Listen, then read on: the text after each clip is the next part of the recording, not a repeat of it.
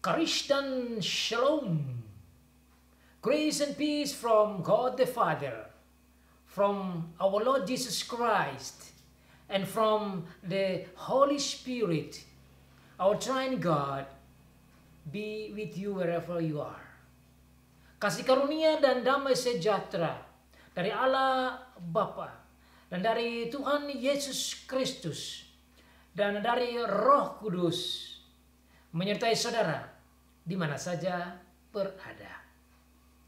Bacaan firman Tuhan bagi kita pada hari ini terambil dari kitab Yohanes pasal 1 ayat yang ke-18.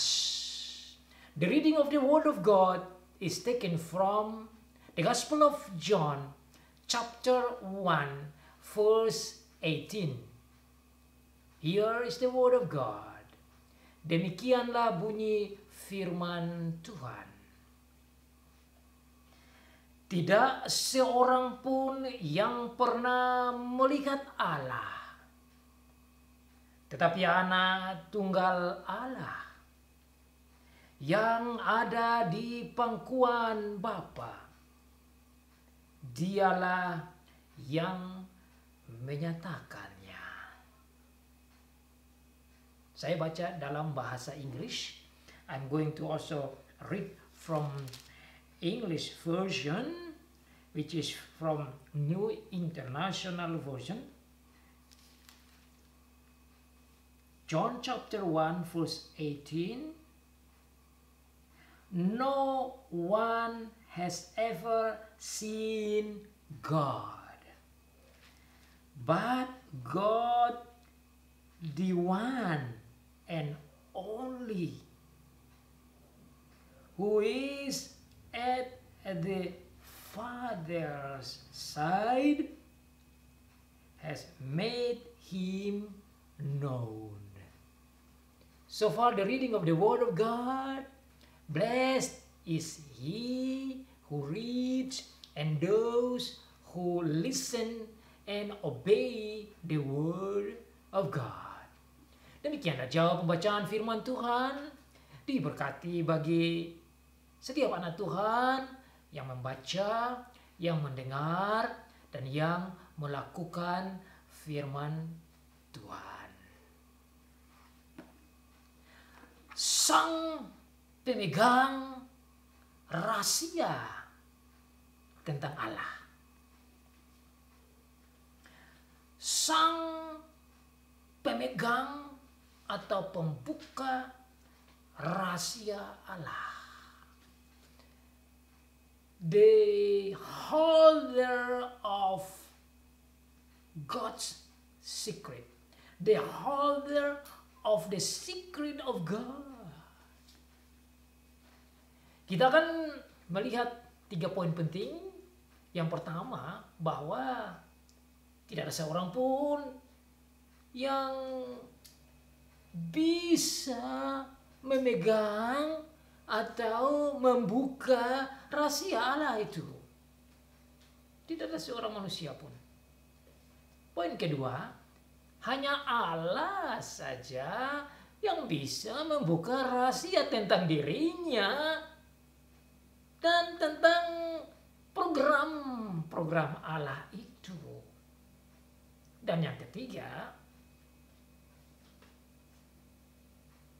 rahasia Allah itu ada dalam tangan anaknya Tuhan Yesus Kristus. There are 3 important points that we are going to see from this theme about the holder of the secrets of God. Number 1 is that no one that ever holds the secret of God. Number 2, only God that can have and hold the secret of God. And number 3, Jesus, as the Son of God, is the holder of the secret of God.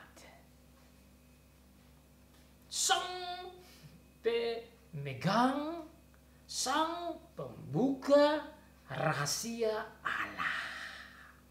The holder of the secret of God. No one can ever hold the secret of God. Tidak ada satu orang pun, tidak ada satu manusia pun yang bisa memegang, membuka rahasia Allah itu.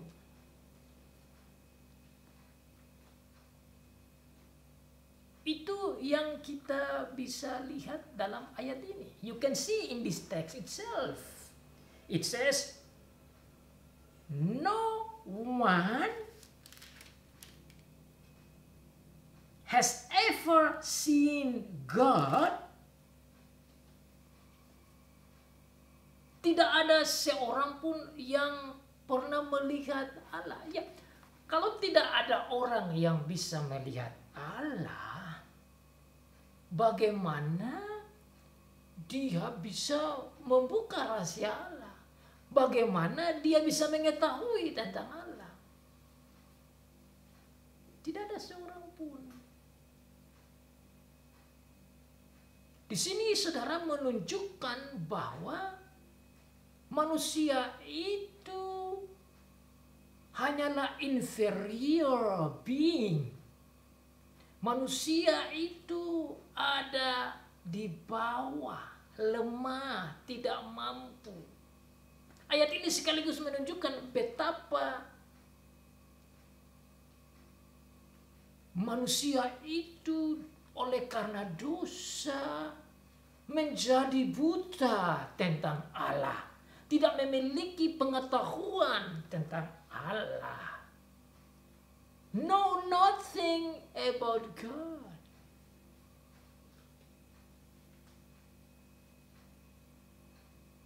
Man must depend on God. Manusia harus bergantung kepada Tuhan kalau mau mengetahui tentang Tuhan Allah itu sendiri. Jadi kalau manusia ingin mengetahui tentang Allah, manusia tidak bisa mencari pengetahuan tentang Allah itu dari dirinya sendiri, atau dari manusia yang lain, atau dari benda-benda yang lain, atau dari binatang, atau dari kosmologi, dari kosmos, dari bumi, dari hasil ciptaan dunia ini. Tapi harus dari Allah, karena Allah sendiri yang tahu tentang dirinya. Man cannot understand God by getting the knowledge from man or from himself or from the world or from this cosmos or from God's creation or from the animals or from anything. So it's so sad when man try to understand God by using human logic, using human understanding, using human thinking and philosophy. You cannot understand God by that. You can only understand God by God's revelation, by God's action, by God's speaking. Kita hanya bisa mengenal dan mengetahui Tuhan, sifatnya, karakternya, semangatnya, hikmatnya, kekuatannya, kehebatannya, janjinya, kasihnya, pelayanannya, kemuliaannya, keperkasaannya, semua karakter dan action dan rencana dari Tuhan itu hanya bisa kita ketahui dari Tuhan sendiri. Kalau manusia memegang pengetahuan tentang Allah dari manusia, maka pengetahuan itu akan menjadi salah. That is a wrong understanding when man find knowledge about God from man himself. Pemahaman akan keliru kalau manusia mencari pengetahuan tentang Allah dari manusia sendiri. Makanya Tuhan dalam kasih-Nya datang dan menyatakan diri-Nya kepada manusia lewat firman-Nya. Tuhan yang mengambil inisiatif untuk menyatakan diri-Nya kepada manusia lewat firman-Nya. Makanya ayat yang ke-18 ini dalam terjemahan English atau Indonesia mengatakan bahwa tidak ada seorang manusia pun yang pernah melihat Allah. Nah, kalau tidak pernah melihat Allah, bagaimana mau kau tahu tentang Allah?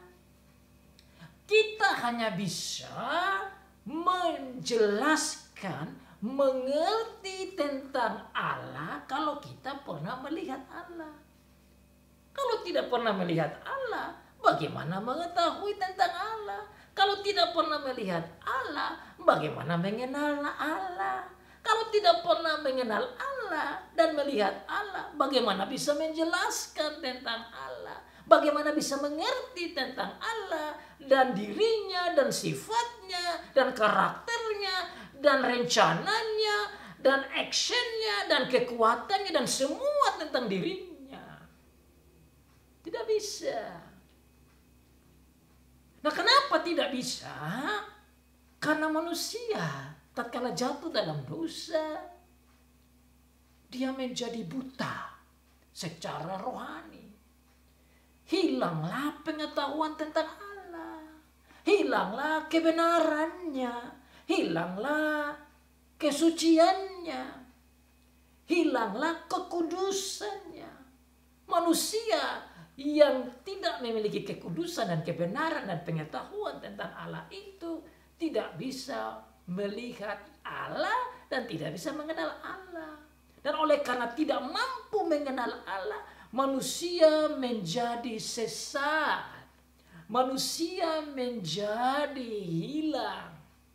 Dan oleh karena ketersesatan dan kehilangannya itu, manusia membutuhkan Allah. Dan syukur Allah datang dalam firman-Nya mencari manusia dan menyatakan dirinya dan kebaikannya dan kasihnya dan janjinya kepada manusia supaya manusia bisa mengenal Allah lagi. Itu bukti kasih Allah. Nah, dalam ayat yang ke-18 ini saya temukan luar biasa dalam struktur bahasa Yunani. In Greek, I found something interesting. Why? Because in Greek language, Greek grammar, the way it writes, different way from Indonesian, even English. Saya temukan dalam cara menulis bahasa Ibrani luar biasa sekali. Saya ingin menunjukkan ini untuk kita melihat bagaimana kasih Allah yang datang menunjukkan cinta kasihnya itu dengan menyatakan diri kepada manusia untuk manusia bisa tahu tentang dia itu. Makanya kita bisa baca itu di dalam bahasa asli. Dalam bahasa asli itu dia menulis demikian. Theon audeis heoraken popote. God no one has seen ever yet. God no one has ever seen yet. Dalam bahasa Indonesia saya terjemahkan cara gramernya, Tuhan tidak seorang pun yang sudah pernah lihat. Tuhan tidak seorang pun yang sudah pernah melihat. Tuhan dahulu, kemudian tidak seorang pun baru pernah melihat. Nah, ada 3 poin penting yang saya lihat di sini.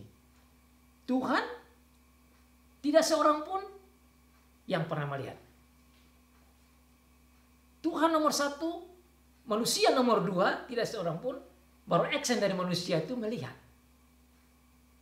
Dalam bahasa Indonesia dan bahasa Inggris, cara gramarnya ditulis, tidak seorang pun yang pernah melihat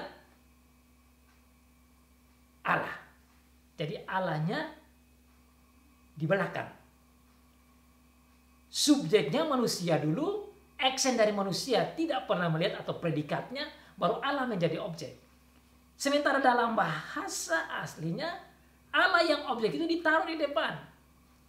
Tuhan tidak seorang pun pernah melihat, tidak pernah melihat. God, no one has seen ever yet. Kenapa ini penting bagi saya?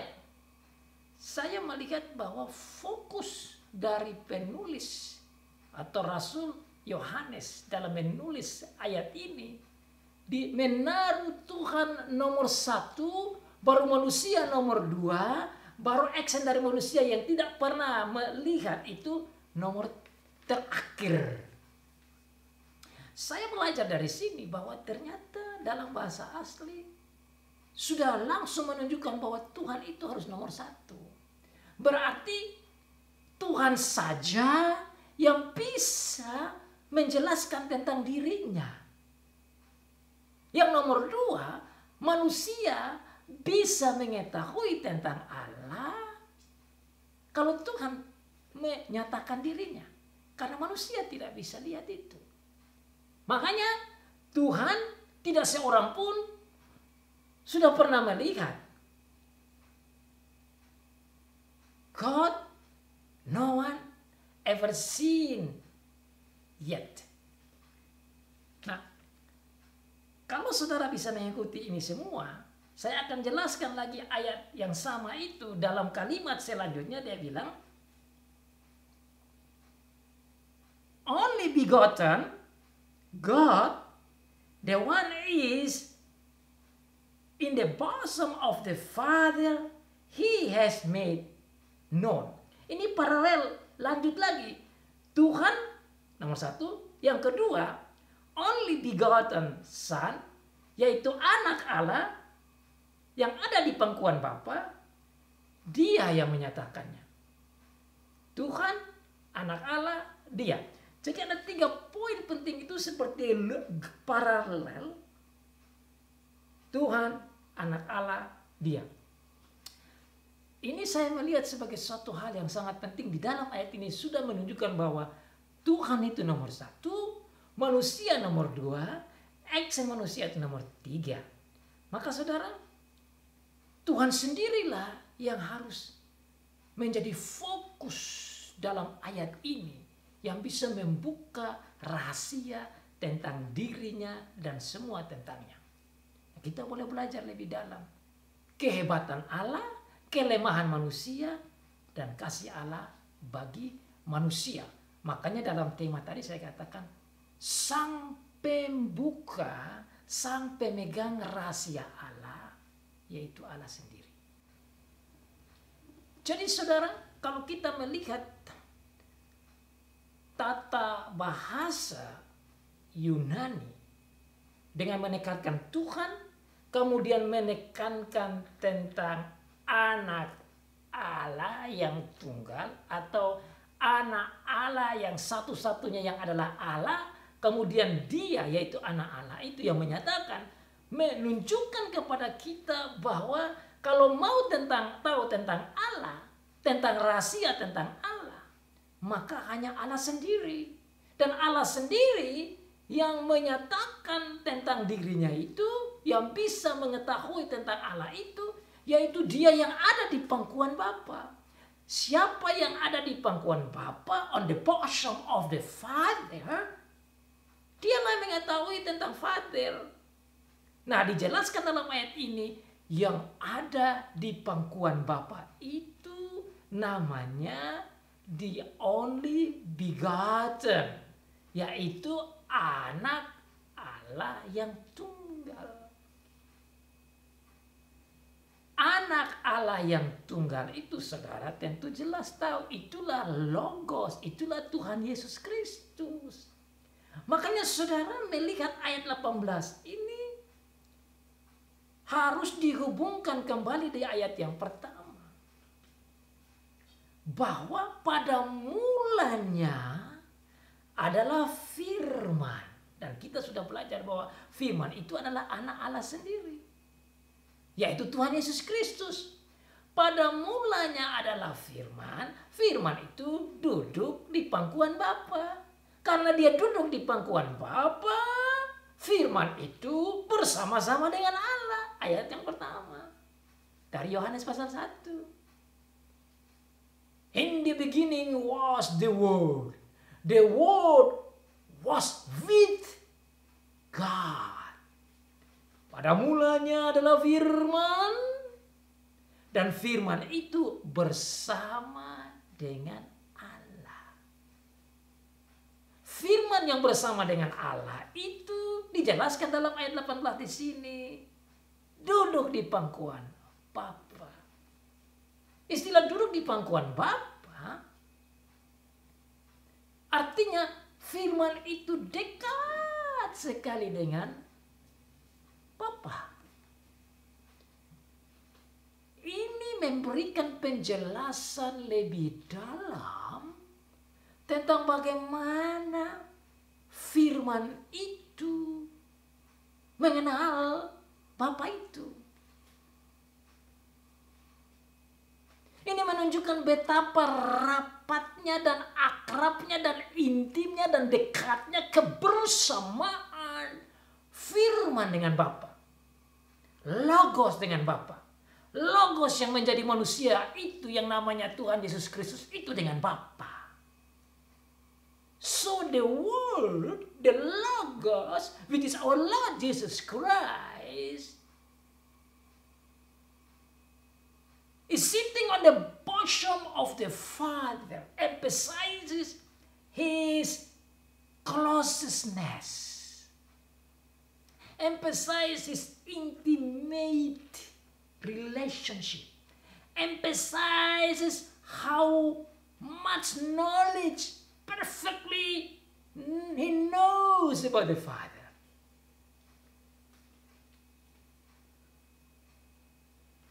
Karena begitu dekatnya firman dengan Bapa, karena begitu dekatnya firman dengan Allah, maka firmanlah yang bisa mengenal Allah itu. Firmanlah yang bisa melihat Allah itu. Firmanlah yang bisa mengetahui secara sempurna Allah itu. Dan dalam ayat 1 yang sama katakan firman itu adalah Allah. Maka Allah sendiri yang bisa mengenal dirinya dan bisa menjelaskan tentang dirinya dan mengetahui tentang dirinya dan bisa memberitahukan dan menyaksikan kepada manusia tentang dirinya. Jadi kalau mau mengenal tentang Allah, kita haruslah dekat dengan Logos. Kita harus dekat dengan firman. Karena firmanlah yang dekat dengan Allah. Karena firmanlah yang tahu tentang Allah. Maka karena firman yang tahu tentang Allah itu dalam kitab Wahyu dijelaskan bahwa firman itu membuka rahasia. Inilah wahyu Yesus Kristus. Inilah wahyu anak Allah itu. Inilah wahyu the Logos. Inilah wahyu firman itu. Firman yang membuka rahasia-rahasia surgawi. Dan rahasia surgawi itu saudara bisa lihat dengan jelas dalam kitab Wahyu. Semua yang disampaikan dalam kitab Wahyu sumbernya dari firman yang memegang scroll gulungan rahasia surgawi itu yang bisa membuka meterai-meterainya. Itu menunjukkan bahwa memang dia itu adalah Allah. Dia yang diungkapkan dengan simbol singa dari Yehuda yang bisa membuka gulungan itu, yang memegang rahasia itu, yang bisa memberikan kesaksian itu kepada umat manusia, saudara dan saya, lewat Yohanes sendiri, Rasul Yohanes ini. Rasul yang sama inilah yang menulis rahasia-rahasia surgawi di dalam kitab Wahyu. Bagaimana dia bisa buka itu? Ya karena dia duduk di pangkuan Bapa. Bagaimana dia bisa buka rahasia tentang Bapa, tentang Allah, tentang dunia, tentang manusia, tentang saudara dan saya, tentang zaman ini, rahasia tanda-tanda zaman ini, apa yang sudah terjadi, sedang terjadi, dan akan terjadi. Itu hanya bisa kita lihat lewat pembukaan rahasia dari Tuhan Yesus. Makanya dialah sang pemegang rahasia Allah, sampai megang rahasia tentang sifat Allah, sampai megang rahasia tentang action Allah, sampai megang tentang rahasia rencana Allah, sampai megang rahasia tentang karakter Allah.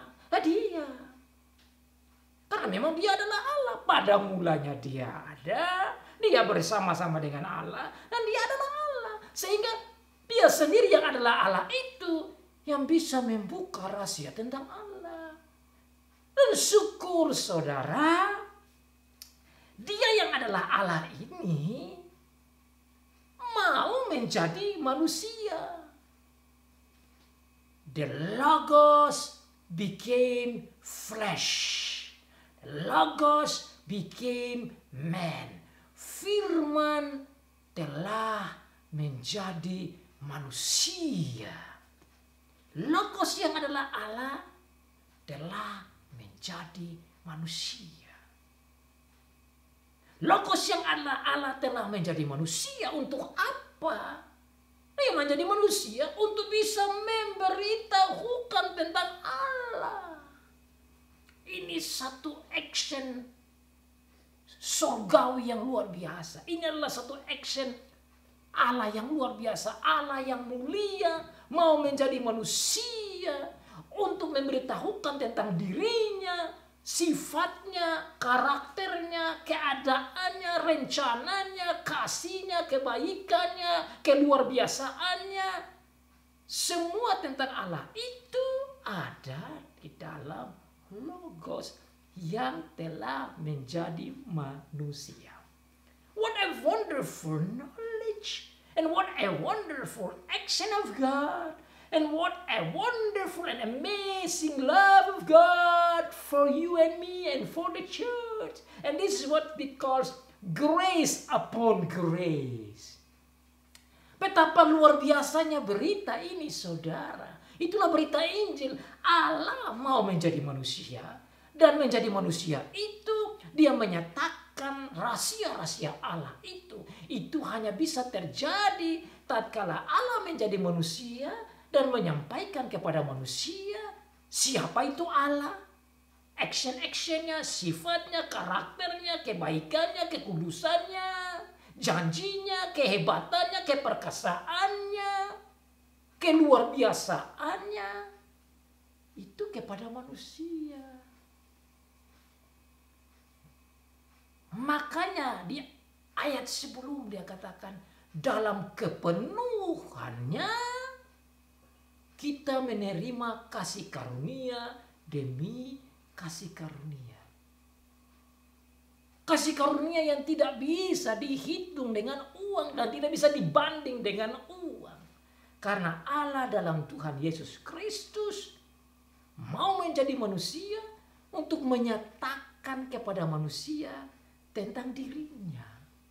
Nah ini saudara, kenapa ini penting disampaikan di sini supaya manusia boleh melihat bahwa dia yang menjadi manusia di dalam Tuhan Yesus Kristus itu rela menjadi manusia untuk bisa menyatakan tentang rahasia tentang Allah, rahasia tentang rencana Allah, rahasia tentang Allah sendiri dengan segala macam kebaikan dan karakternya, supaya manusia bisa belajar tentang kemauan Allah, kehendak Allah, dan bisa kembali menjadi anak Allah, yaitu gambar dan rupa Allah.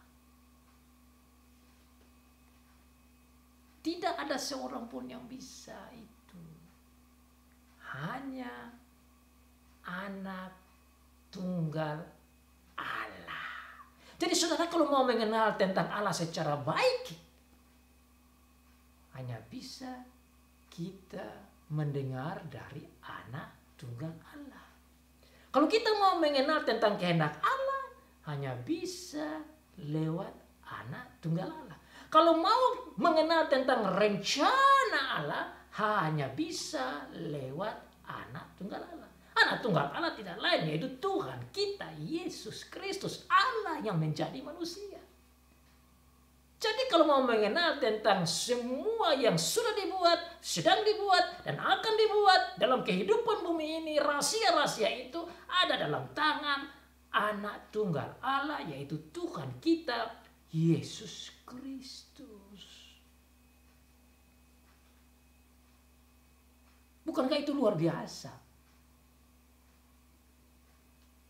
Allah yang tidak bisa dikenal dan dilihat datang menunjukkan kepada manusia di dalam anaknya Tuhan Yesus Kristus itu agar kita bisa mengenalnya. Kalau di perjanjian lama saudara mari kita lihat di dalam kitab Keluaran pasal 33 ayat 18 sampai 23. Itu dijelaskan di sana betapa Tuhan bilang tidak ada satu orang pun yang bisa melihat Allah. Mari kita buka dalam Keluaran pasal 33. Let's see from Exodus chapter 33 verse 18 to verse 23. You see there that God himself said to Moses that no one is able to see God. No one. Tidak ada satu orang pun yang bisa melihat Allah. Bahkan dijelaskan di perjanjian lama. Saya baca dari ayat 18. Tetapi jawabnya, perhatikanlah kiranya kemuliaanmu, perlihatkanlah kiranya kemuliaanmu kepadaku, kata Musa kepada Tuhan. Tetapi firman-Nya, aku akan melewatkan segenap kegemilanganku daripadamu dan menyerukan nama Tuhan di depanmu. Aku akan memberi kasih karunia kepada siapa yang kuberi kasih karunia, dan mengasihani siapa yang ku kasihani. Lagi firman-Nya, engkau tidak tahan memandang wajahku, sebab tidak ada seorang pun yang memandang aku dapat hidup. Ingat baik-baik. Saya ulang lagi. Engkau tidak tahan memandang wajahku, sebab tidak ada seorang pun, tidak ada orang yang memandang aku dapat hidup. Kalau memandang Tuhan itu mati, tidak ada seorang pun. Berfirmanlah Tuhan, ada suatu tempat dekatku di mana engkau dapat berdiri di atas gunung batu. Apabila kemuliaanku lewat, maka aku akan menempatkan engkau dalam lekuk gunung itu, dan aku akan menudungi engkau dengan tanganku sampai aku berjalan lewat. Kemudian aku akan menarik tanganku dan engkau akan melihat belakangku, tetapi wajahku tidak akan kelihatan. Tidak bisa. Musa saja pemimpin yang hebat yang Tuhan berbicara dengan dia untuk menyatakan dirinya itu. Tidak bisa melihat Tuhan. Tidak bisa melihat wajahnya. Hanya lihat belakang itu pun Tuhan menudungi dia. Di sini kita melihat lagi Musa saja inferior. Musa itu terlalu di bawah dari Tuhan Yesus ini yang adalah Allah. Bukan saja di situ saudara-saudara bisa lihat dalam kitab 1 Timotius pasal 6 ayat 16. Itu juga dijelaskan di sana di Perjanjian Baru. Saya baca ayat itu juga. You can see from 1 Timothy 6 verse 16. 1 Timotius pasal 6 ayat yang ke-16. Dikatakan, dialah satu-satunya yang tidak takluk kepada maut, bersemayam dalam terang yang tak terhampiri. Seorang pun tidak pernah melihat dia, dan memang manusia tidak dapat melihat dia. Saya ulang lagi, dan memang manusia tidak dapat melihat dia. Baginya lah hormat dan kuasa yang kekal. Di perjanjian lama dijelaskan dengan jelas tidak bisa melihat Allah. Di perjanjian baru juga dijelaskan tidak ada manusia yang bisa melihat Allah. Sementara dalam ayat 18 dikatakan yang bisa melihat Allah, dekat dengan Allah, yaitu anak Allah yang duduk di pangkuan Bapa. Ini bahasa ilustrasi saja atau simbol. Katakan duduk di pangkuan Bapa itu berarti begitu dekat, begitu intim. Berarti bukan saja melihat wajah Bapa, tapi semua tentang Allah itu dia tahu. Kalau saudara baca lagi di dalam Yohanes pasal yang ke-10 ayat 30, Tuhan Yesus katakan di sana, aku dan Bapa satu. I am one with the Father. I and the Father is one. Aku dan Bapa satu. Satu berarti dia tahu. Satu berarti dia mengerti secara sempurna tentang Bapa. Ini menunjukkan kesatuan yang luar biasa. Kalau kita banding lagi dengan ayat 1 dari pasal 1. Pada mulanya adalah firman, yaitu Tuhan Yesus Kristus yang adalah Allah menjadi manusia namanya Tuhan Yesus Kristus. Bersama dengan Allah. Dan dikatakan sendiri oleh Tuhan Yesus Kristus bahwa dia dan Bapa satu. Saya baca saja ayat itu biar saudara-saudara bisa ingat. You can see it from John chapter 10 verse 30. It says that Jesus himself with God is one. Mari kita melihat ayat itu bersama-sama. Saya buka Yohanes pasal yang ke-10. Ayat yang ke-30.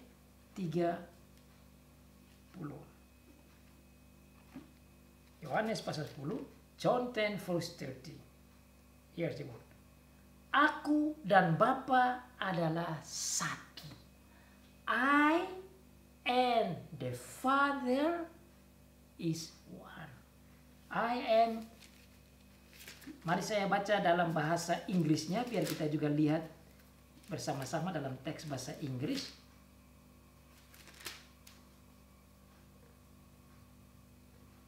I and the Father are one.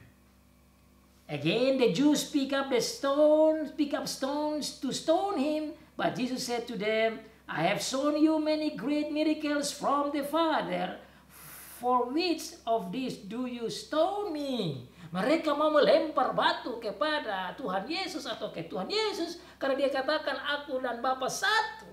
Dan kenapa mereka mau lemparkan batu itu kepada Tuhan Yesus? Karena mereka melihat bahwa Tuhan Yesus Kristus kita itu mau katakan bahwa dia adalah Allah. Dan betul kalau dia bilang aku dan Bapa satu, berarti dia mau katakan bahwa dia adalah Allah. Jadi kalau saudara mau cari tahu di mana firman Tuhan atau Tuhan Yesus sendiri katakan bahwa dia adalah Allah, ayat ini sudah jelas. This is the text proof that proves that Jesus himself says that he is God. And because he said so, the Jews took the stone to stone him. Bukti yang lain saudara dalam kitab Yohanes, 1 Yohanes pasal 4 ayat 12, itu juga berbicara tentang tidak ada manusia pun yang bisa melihat Allah. Tapi saudara bisa baca yang lain. Tatkala Filipus bertanya kepada Tuhan Yesus, tunjukkanlah kepada kita itu Bapa. Tuhan Yesus bilang, engkau selalu dengan aku. Kenapa engkau tidak lihat bahwa aku dan Bapa itu satu? Kalau sudah lihat aku, sudah lihat Bapa. Ini juga dia mau kasih tahu bahwa saya ini Allah. Oleh karena dia itu Allah dan ada bersama dengan Allah, dan adalah pencipta, dan adalah pemegang hidup, dan adalah terang. Dan yang duduk di pangkuan Bapa, tentu yang melihat Bapa, dia yang bisa menjelaskan. Karena dia bersama dengan Allah. Kebersamaan dengan Allah itu sangat dalam sekali. The connection, relationship, the togetherness, being with God is so intimate, so close, more than you can describe. Manusia bisa duduk bersama, tetapi dalam kebersamaan mereka itu tidak bisa menjelaskan secara dalam tentang orang yang lain tatkala mereka bersama. Contoh, suami istri. Suami istri itu bersama. Tetapi suami belum tentu mengetahui secara sempurna tentang istri. Sebaliknya, istri pun meskipun selalu bersama-sama dengan suami, tidak bisa mengetahui secara sempurna tentang suami. Orang tua dengan anak selalu bersama. Anak-anak dengan orang tua selalu bersama. Tetapi kebersamaan yang ada itu belum tentu kebersamaan itu menjadi jaminan kalau ada pemahaman yang jelas dan jernih dan sempurna tentang pihak yang lain. Jadi kata firman bersama dengan Allah itu bukan hanya bersama-sama yang nanti berpisah, tapi kebersamaan yang tak terpisahkan. The communion and union that cannot be separated. Manusia bisa bersama, tetapi setelah itu bisa terpisah. Terpisah bagaimana? Terpisah karena kerja, terpisah karena kesibukan, terpisah karena kematian, terpisah karena beda daerah. Bisa juga terpisah karena perceraian, terpisah karena konflik. Tetapi kebersamaan Allah, pribadi pertama, kedua, dan ketiga dalam ketritunggalan Allah itu adalah kesatuan yang tidak terpisahkan. Karena memang tidak ada dosa dalam Allah. Karena tidak ada konflik dalam Allah. Karena kemampuan Allah dalam pengetahuan dan kasih itu sangat sempurna. Sementara kebersamaan manusia itu tidak sempurna. Nah, selain daripada kebersamaan itu yang tidak sempurna, pengetahuan dalam kebersamaan pun tidak sempurna. Tapi Allah sempurna dalam pengetahuan tentang dirinya. Logos, firman Tuhan kita Yesus Kristus mengenal secara sempurna tentang Bapa dan tentu tentang Roh Kudus. Oleh karena dia mengetahui tentang Bapa secara sempurna, tentang Allah secara sempurna, maka dia bisa menjelaskan tentang Allah itu secara sempurna. Oleh karena itu dalam kalimat selanjutnya itu dituliskan, dialah yang menyatakannya. Dalam bahasa Inggris saya banding juga dengan bahasa Yunani sebentar supaya saudara lihat. Dikatakan, who is at the Father's side has made him known. Sekali lagi saya kembali ke bahasa Yunani tadi supaya saudara dan saya bisa melihat luar biasanya dalam penulisannya itu. Allah tidak ada seorang pun yang pernah melihat. Satu-satunya Allah, anak Allah yang ada di pangkuan Bapa, dia yang menyatakannya. Allah, anak Allah, dia yang menyatakannya. Mau tahu tentang Allah? Dengar dia anak Allah. anak Allah ini, dia ini yang menyatakannya. Dan saya ingin menjelaskan kata satu yang sangat luar biasa ini tentang menyatakannya. Itu di dalam bahasa Inggris diterjemahkan dengan has made him known, atau yang menyatakannya.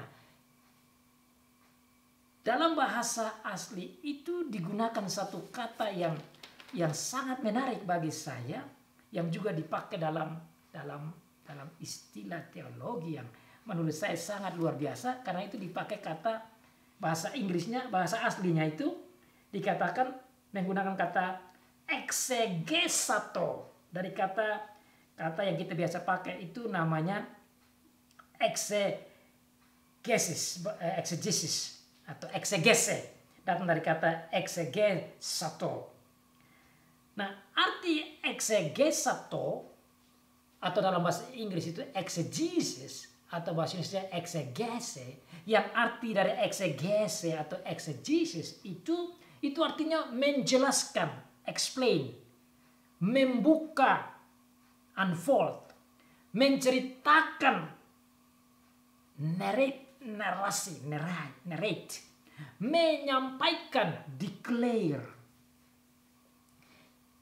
Kalau saudara pegang kata-kata ini, saudara akan terhibur. Luar biasa. Karena dikatakan di sana, dialah yang menyatakan, dialah yang membuka, dialah yang menjelaskan, dialah yang menceritakan, dialah yang menyampaikan. Maka Tuhan Yesus itulah yang bisa menjelaskan, membuka, memberitakan, menyaksikan tentang Allah itu. Itulah arti kata exeges. Nah, apa hiburannya bagi kita? Hiburannya bahwa kita punya juru selamat ini mengetahui semua tentang Allah itu. Dengan demikian saudara, mau tahu tentang Allah? Pergilah ke dia, dengarlah dia yang memegang rahasia itu, yang bisa membuka rahasia itu. Dikatakan bahasa asli tadi itu exegesato, exegesis, exegesis, atau yang membuka, unfold, yang menceritakan, narrate, yang menyampaikan, memberitakan, declare, yang bisa menjelaskan, explain. Itu arti menyatakan. Dialah yang bisa menyatakan, dialah yang bisa menyampaikan, dialah yang bisa menceritakan, dialah yang bisa membuka, dialah yang bisa menyampaikan tentang Allah. Atau saya mau katakan tadi, dialah yang membuka itu rahasia tentang Allah. Hiburannya apa, saudara? Saudara punya juru selamat yang sangat baik. Saudara punya Allah yang sangat baik. Apa itu kebaikannya? Dia yang adalah Allah mau menjadi manusia, mau datang menderita, menjadi seperti kita, mengalami penderitaan oleh karena dosa, menderita, dipukul, dihina, diludahi, ditinggalkan, disusahkan, dicambuk, diolok, disalibkan, bahkan mati di kayu salib demi menebus saudara dan saya. Tapi dia datang bukan saja untuk itu. Dia datang menjadi manusia agar dia bisa menceritakan tentang Allah, agar dia bisa menjelaskan tentang Allah, agar dia bisa menyampaikan tentang Allah, agar dia bisa membuka rahasia tentang Allah, agar dia bisa menyampaikan dan menyaksikan kepada manusia siapa itu Allah, kasihnya, karakternya, kehebatannya, kemuliaannya, kebesarannya, janjinya, cintanya, dan luar biasanya itu. Dan disimpulkan oleh Alkitab lewat Rasul Yohanes, grace upon grace, kasih karunia demi kasih karunia. Dialah yang bisa memberikan eksegese. Dialah yang bisa memberikan exegesis. He is the one who can explain, who can narrate about God, who can declare about God, who can tell people about God, who can unfold or open the secret of God. He is the one who holds the secret of God. Dialah sang pemegang rahasia tentang Allah dan rahasia Allah. Dialah yang bisa membuka rahasia Allah itu. Dan semua tentang kebaikan Allah, kasih Allah, karakter Allah, pengetahuan tentang Allah, semua yang akan Allah buat ada dalam tangan Dia. Dan Dia katakan, I am with you. Dan Dia mau tinggal dengan kita. Dan Dia bersama kita. Dan Dia yang sudah mati bagi kita itu mencintai saudara dan saya. What an amazing God and Savior we have. A Savior who is the true God and the true man, who loves us so much and willing to declare, to narrate, to unfold, to explain, to give the exegesis about Jesus, or God. Dia yang adalah Allah yang menjadi manusia, juru selamat kita itu, yang rela menjadi manusia, mati di kayu salib, tapi juga menyampaikan kepada kita tentang siapa itu Allah, kasih Allah, kebaikan Allah, dan semua yang baik tentang Allah itu, demi kita bertumbuh mengenal Allah, mentaati Allah dalam hidup kita. Semua kasih, semua hormat, semua kemuliaan, semua kejayaan, semua sembah dan sujud dan pujian hanyalah kepada Allah, Bapa, Putra, dan Roh Kudus. All glory is to Him alone. Soli Deo